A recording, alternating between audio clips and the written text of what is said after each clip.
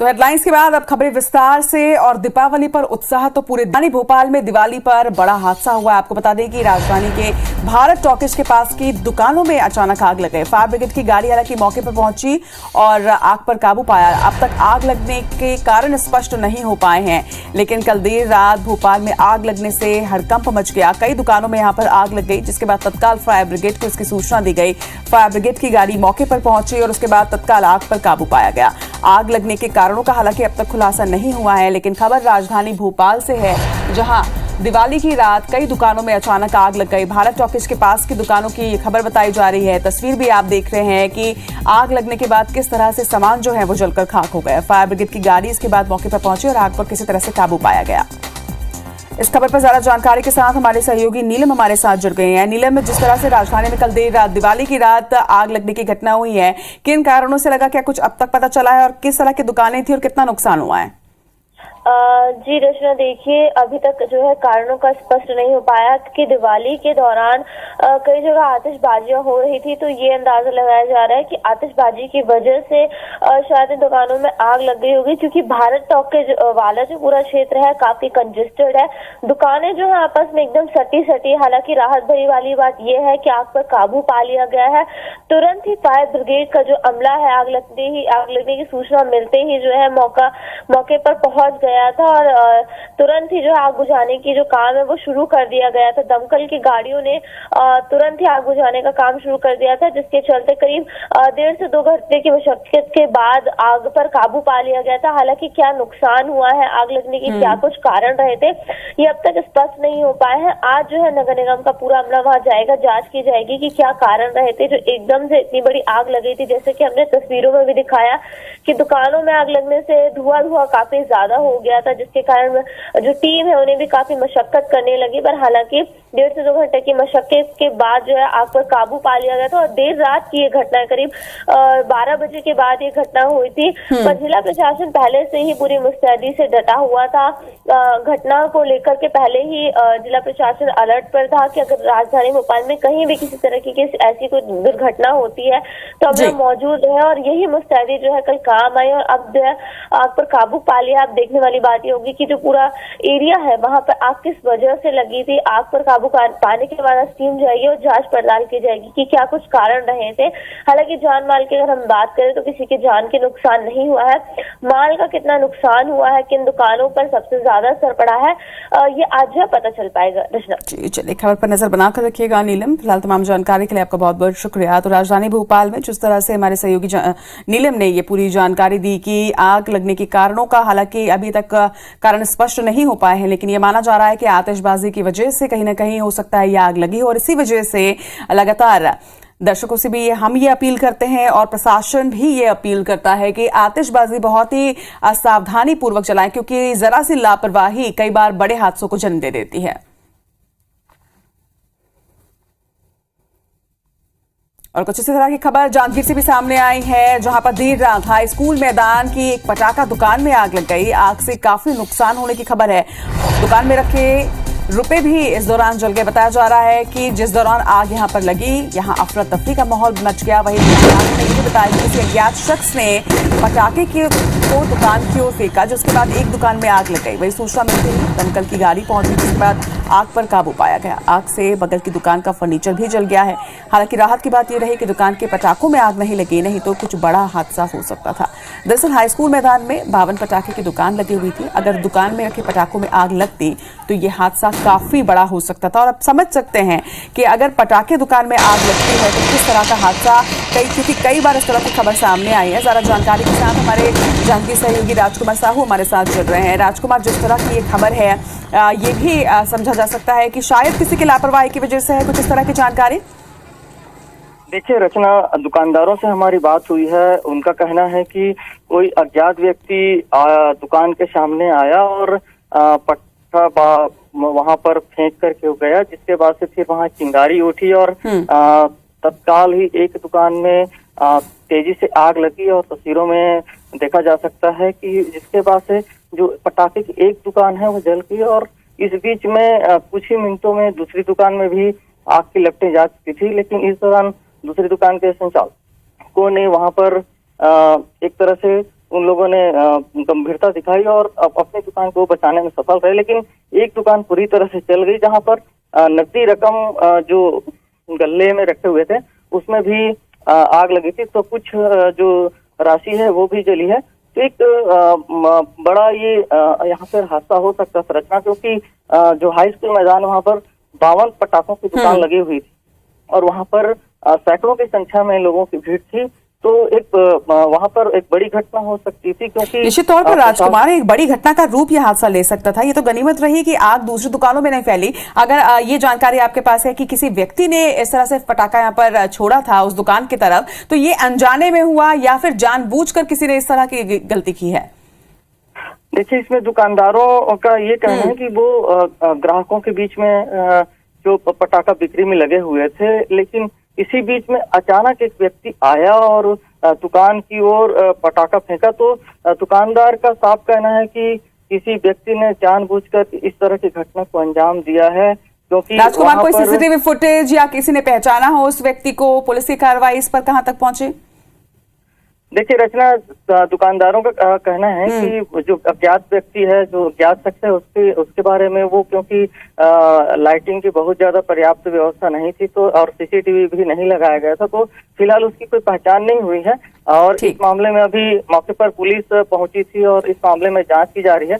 रचना, इसमें खास बात यह है कि प्रशासन ने वहां पर एक छोटा दमकल की व्यवस्था की थी, क्योंकि जब ये आगजनी बड़े स्तर पे होती तो बहुत भीषण ये हादसा हो सकता था, क्योंकि 52 दुकानों में खचाखच रूप से वहां पर पटाखे भरे हुए थे और लोगों की जो संख्या थी, आसपास में जो वाहनों की संख्या थी, तो एक बड़ी घटना हो सकती थी। राहत की बात रही है कि केवल एक दुकान में आग लगी है और केवल एक दुकानदार को ही जो नुकसान है। राजकुमार, एक बड़ी राहत की बात कि कोई बड़ी अनहोनी होने से चल गई। अगर सैकड़ों की भीड़ है और इतनी पटाखे की दुकान है तो यह समझा जा सकता है कि अगर आग बढ़ जाती या आग दूसरी दुकानों में फैल जाती तो कितना बड़ा यह हादसा दिवाली की रात हो सकता था। खबर पर नजर बनाकर रखिएगा। फिलहाल तमाम जानकारी के लिए आपका बहुत बहुत शुक्रिया। चलिए अब राजधानी रायपुर का रुख कर लेते हैं। यहां भी आग लगने की घटना हुई। कबाड़ी गोदाम में आग लगी। बताया जा रहा है कि फायर ब्रिगेड और एसडीआरएफ की टीम इसके बाद तत्काल मौके पर पहुंची और आग पर काबू पाया गया।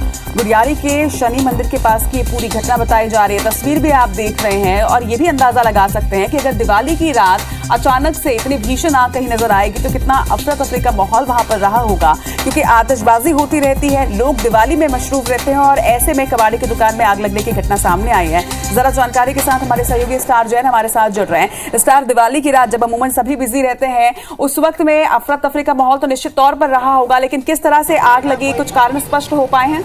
देखिए, अभी तक कारण की स्थिति क्लियर नहीं हो पाएगी कि इस वजह से ये गोडाउन में आग लगी थी, लेकिन आग काफी ज्यादा थी और तत्काल फायर ब्रिगेड की टीम और एसडीआरएफ की टीम मौके पर पहुंच गई थी, क्योंकि दिवाली का समय है और इसलिए भी कोई अनहोनी घटना ना हो, इसलिए तत्काल टीम को अलर्ट पर रखा गया था। फायर ब्रिगेड की टीम रात के 24 घंटे ड्यूटी पे रहती है वैसे भी, लेकिन दिवाली के त्योहार को लेकर विशेष अलर्ट पे थी। साथ ही एसडीआरएफ की टीम भी विशेष अलर्ट पे थी और जिसकी वजह से तत्काल टीमें वहां पहुंच गई और आग पर काबू पाया गया। फिलहाल आग लगने के कारणों का अभी तक पता नहीं चल सका है, लेकिन इस घटना से किसी प्रकार की जनहानि नहीं हुई है।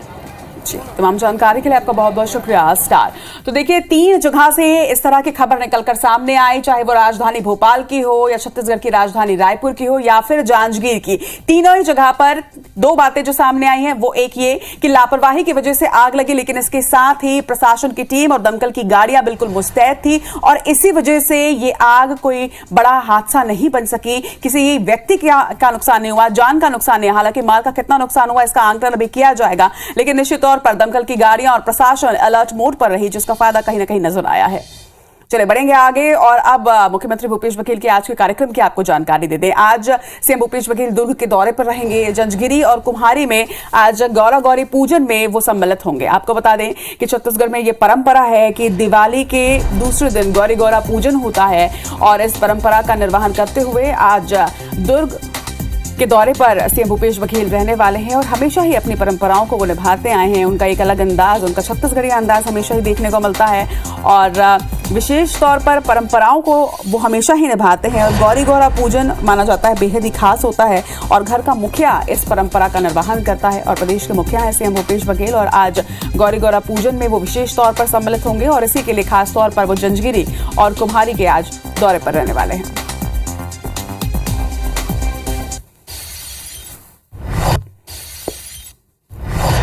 और अब बात करेंगे तूफान की, सितरंग तूफान की। बंगाल की खाड़ी में चक्रवाती सितरंग तूफान का पश्चिम बंगाल में भी असर अब धीरे धीरे नजर आने लगा है, तो सभी को सतर्क रहना है। खास तौर पर बंगाल के जो दर्शक हैं उनके लिए ये खबर। आज ये तूफान पश्चिम बंगाल के तट से टकरा सकता है। इसके पहले कोलकाता सहित कई जिलों में सोमवार को बादल भी छाए रहे। मौसम भी आपने देखा, वहां पूर्वी मिदनापुर में कई जगह पर हल्की बारिश हुई। वहीं सितरंग बंगाल के तटीय इलाकों में खासकर सुंदरबन क्षेत्र में भारी तबाही बरपा सकता है। वहीं तूफान को लेकर पश्चिम बंगाल की मुख्यमंत्री ममता बनर्जी ने बारिश की संभावना के बीच लोगों से सतर्क रहने की अपील की। साथ ही भारतीय मौसम विभाग की ओर से इस चक्रवाती तूफान को लेकर भी अलर्ट जारी कर दिया गया है। ऐसे में लोगों से भी यह अपील है कि बिना जरूरत के वो घर से बाहर ना निकले। साथ ही समुद्री इलाकों में नहीं जाने की भी सलाह दी गई है, क्योंकि दिवाली के बाद अब छुट्टी है और छुट्टी को देखते हुए लोग घूमने भी चले जाते हैं। तो ऐसे में ममता बनर्जी ने भी ये अपील की है, प्रशासन भी ये अपील कर रहा है कि लोग तटीय इलाकों में बिल्कुल ना जाएं। तूफान के चलते मौसम विभाग ने दक्षिण असम,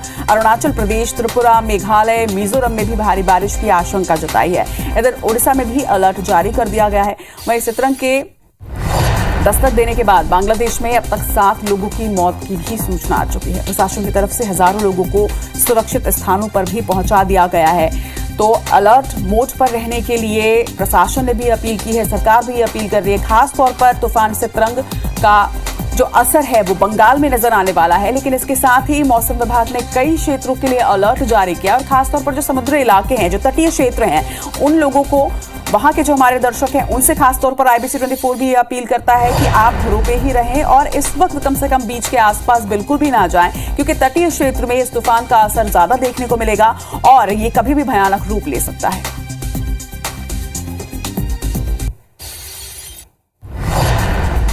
तो एक तरफ तूफान का असर और दूसरी तरफ आज सूर्य ग्रहण। आज साल का दूसरा और अंतिम सूर्य ग्रहण लगने जा रहा है।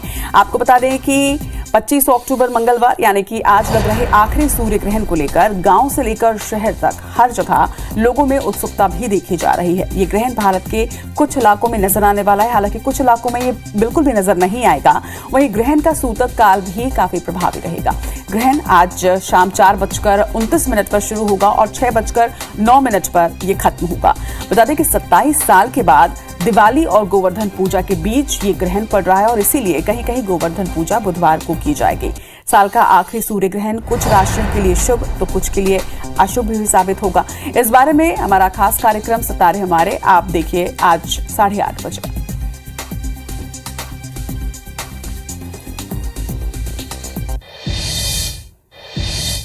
चलिए, हादसों की खबर, सूर्य ग्रहण की खबर और तूफान की खबर से आपको अलर्ट कर दिया और अब कुछ अच्छी और राहत भरी खबर आपको बताते हैं। आपको बता दें कि भारतीय मूल के ऋषि सुनक ब्रिटेन के नए प्रधानमंत्री होंगे। लीज ट्रस के इस्तीफे देने के बाद सुनक को नया नेता चुन लिया गया है और प्रधानमंत्री नरेंद्र मोदी ने सुनक को बधाई भी दी है। सुनक को करीब 200 सांसदों का समर्थन मिला।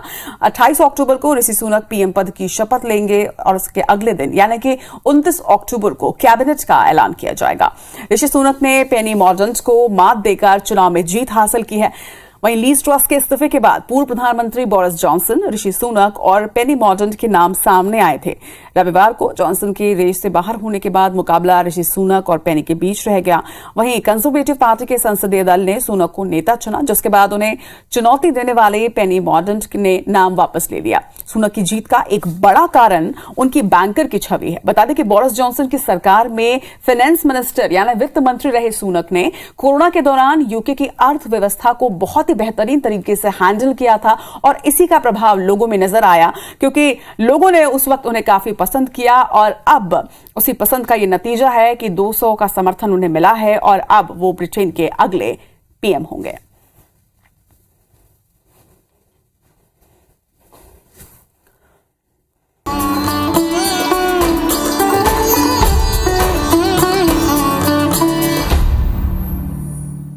दीपों का त्योहार दीपावली पूरे देश के साथ साथ छत्तीसगढ़ में भी बेहद धूमधाम से मनाया गया। लोगों में खासा उत्साह नजर आया। वहीं लोगों से खास बातचीत की हमारे संवाददाता तहसीन जैदी ने। त्योहार दीपावली पूरे देश के साथ साथ राजधानी रायपुर में भी बड़े हर्षोल्लास से मनाया जा रहा है। पूरे शहर को जो है दुल्हन की तरह सजाया गया है। सभी जो रिहायशी इलाके हैं वो उनको पूरा सजाया गया है। इससे पहले पूरी 2 साल जो त्योहार जरूर मनाया गया, लेकिन पाबंदियों के बीच जो है वो त्योहार मनाया गया। तो जो लोगों में उत्साह था इस बार जो है वो काफी उत्साह जो है काफी बढ़ा हुआ है। आप देख सकते हैं यहाँ पे जो छोटे छोटे बच्चे हैं, बच्चियां हैं और लोग जो बड़े हैं वो लोग यहाँ पे काफी खुश हैं और एक साथ मिल के जो है यहाँ पे पटाखे चला रहे हैं और काफी खुशियां यहाँ पे मना रहे हैं, क्योंकि 2 साल बाद ये दीपावली जो आई है वो बिना पाबंदी के है। लेकिन यहाँ पे देख सकते हैं कि जो बच्चे हैं ये काफी खुश हैं, खासतौर से बच्चे जो हैं। उनसे बात करते हैं किस तरीके से आप लोगों ने तैयारियां की थी। रंगोली बनाई और अब खास ये बात है कि इस बार हम सबसे मिल पाएंगे बिना रिस्ट्रिक्शंस के।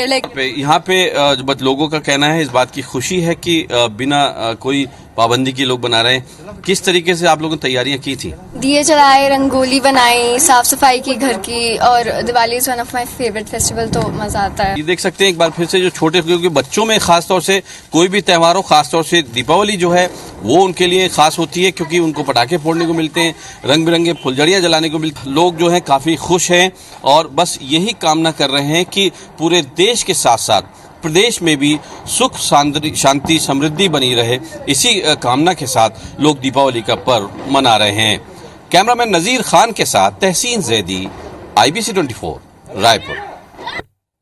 2 साल के इंतजार के बाद साल का सबसे बड़ा त्योहार दीपावली राजधानी भोपाल में भी बेहद धूमधाम से मनाया गया। शहर के हर एक गली और हर घर रोशन नजर आए। जो लोग पिछले साल अपने परिवार से मिलने नहीं आ पाए थे वो भी इस बार अपने घर त्योहार मनाने के लिए पहुंचे, जिसके चलते उत्साह दुगना हो गया। एक दिवाली मनाई गई थी जब श्री राम 14 साल के वनवास के बाद अयोध्या लौटे थे, और एक दिवाली इस साल मनाई जा रही है कोरोना के 2 साल के साए के बाद। राजधानी भोपाल की हम बात करें तो दिवाली का जो जश्न है वो पूरी तरह से मनाया जा रहा है। तो शहर में पूरे उत्साह उमंग के साथ दिवाली मनाई जा रही है। आप देख सकते हैं कि यहाँ पर बच्चे जो है आतिशबाजियां करने निकले हैं। फुलझड़ी, छोटे बम पटाखों से अपना उत्साह जो है वो जाहिर किया जा रहा है। हम लोगों से बात करेंगे। सर, 2 साल बाद इतना बड़ा मौका हमें मिला, इतना बड़ा पर्व साल का, कितना उत्साह है? बहुत ज़्यादा उत्साह है, और कोरोना के बाद पहली ऐसी दिवाली बन रही है जो पूरे परिवार के साथ और बिना किसी रोक टोक के बन रही है। बहुत ही ज़्यादा उत्साह है और माता लक्ष्मी की कृपा सब पे बनी रहे। जी बिल्कुल। तो जैसे कि इन्होंने कहा कि पूरे परिवार के साथ ये मौका है मनाने का त्योहार, और आप देख सकते हैं महिलाएं जो है पूरे साजो श्रृंगार के साथ है। मैडम, 2 साल बाद इतना बड़ा जो त्योहार है वो आया है, खुशी से मनाने का मौका मिल रहा है, क्या तैयारियां रही और आज किस तरीके से दिवाली मना रहे हैं? बहुत उत्साह से हम दीपावली मना रहे हैं और बहुत अच्छा लग रहा है। 2 साल से बिल्कुल कोई रौनक नहीं थी और इस बार तो बहुत उमंग के साथ ये दीपावली मनाई जा रही है। आज का त्योहार तो और डबल खुशी वाला हो गया, दिवाली डबल। जी बिल्कुल। तो दिवाली डबल है और लोग जो है यही प्रार्थना कर रहे हैं कि पिछले 2 सालों में जो कठिन दौर गुजरा है वो अब दोबारा से न आए। मां लक्ष्मी जो है सुख समृद्धि और शांति की कृपा जो है सब पर बरसाती रहे, और इसी के साथ राजधानी वासी पूरे धूमधाम के साथ दीपावली का पर्व मना रहे हैं। कैमरा पर्सन विनीत के साथ नीलम गुरवे, IBC 24 भोपाल। तो भोपाल और रायपुर की तस्वीर आपने देखी कि किस तरह से लोगों ने अपने परिवार के साथ दिवाली का उत्साह जो है वो मनाया। और इसी तरह से प्रधानमंत्री नरेंद्र मोदी भी दिवाली मनाने के लिए कारगिल में जवानों के साथ पहुंचे। पीएम मोदी ने दिवाली के मौके पर जवानों का हौसला बढ़ाते हुए ये कहा कि बिना ताकत के शांति संभव नहीं है। हम सिविलियन लोगों की दिवाली और आतिशबाजी अलग होती है और आपकी आतिशबाजी और धमाके अलग होते हैं। पीएम मोदी ने यह भी कहा कि बिना शक्ति के शांति कायम करना संभव नहीं है। आप सभी मेरा परिवार हैं और आपके बीच आकर दिवाली की मिठास और बढ़ जाती है। पीएम मोदी ने जवानों को अपने हाथों से मिठाई भी खिलाई। वहीं प्रधानमंत्री बनने के बाद से नरेंद्र मोदी हर साल जवानों के साथ दिवाली मनाने के लिए पहुंचते हैं। ये 9वां साल है जब दिवाली पर पीएम मोदी जवानों के बीच पहुंचे थे। मेरा सौभाग्य है, मुझे बरसों से दिवाली आपके बीच बॉर्डर पर आकर मनाने का अवसर मिल रहा है। आप सब मेरे वीर जवान साथी, जांबाज नौजवान, इससे बेहतर दिवाली मुझे और कहां नसीब हो सकती है। तो दिवाली की अलग अलग तस्वीरें सामने आ रही हैं। कुछ इसी तरह से दीपों के त्योहार दिवाली को लोग हर्षोल्लास के साथ मना रहे हैं। इंदौर में वृद्धाश्रम के बुजुर्ग और अनाथ आश्रम के बच्चे भी इस त्योहार को खुशियों के साथ मना सकें, इसलिए बीजेपी के राष्ट्रीय महासचिव कैलाश विजयवर्गीय परदेशीपुरा स्थित वृद्धाश्रम पहुंचे और उन्होंने बुजुर्गों, अनाथों और दिव्यांग बच्चों के साथ दीपावली मनाई। किस तरह से उन्होंने इसे सेलिब्रेट किया, ये तस्वीर भी आपको दिखा रहे हैं। उन्हें कपड़े, मिठाइयों के साथ ढेर सारे पटाखों का उपहार उन्होंने दिया। बता दें कि विजयवर्गीय ने सभी के साथ अंताक्षरी भी यहां पर खेली। इस दौरान आस्था वृद्धाश्रम और वानप्रस्थ आश्रम के बुजुर्ग, महेश दृष्टिहीन कल्याण संघ के बच्चे और मूक बधिर और मानसिक रूप से कमजोर बच्चे भी मौजूद रहे। इस आयोजन ने अनाथ, दिव्यांग बच्चों और अपनों द्वारा ठुकराए बुजुर्गों के चेहरे पर कुछ पल के लिए ही सही लेकिन खुशियां ला दी। वे विजयवर्गीय ने बताया कि वो हर साल दिवाली पर यहाँ आते हैं। 40 साल से यहीं पर वृद्धाश्रम में वृद्धों के साथ, अनाथ आश्रम के बच्चों के साथ, दृष्टिहीन बच्चों के साथ हम दीपावली उत्सव मनाते हैं। उनके साथ गीत गाते हैं, उनके साथ पटाखे छोड़ते हैं, भोजन करते हैं। ये हमारी, ऐसा लगता है इनके चेहरे की मुस्कान देख कर कि हमारी दिवाली हो गई।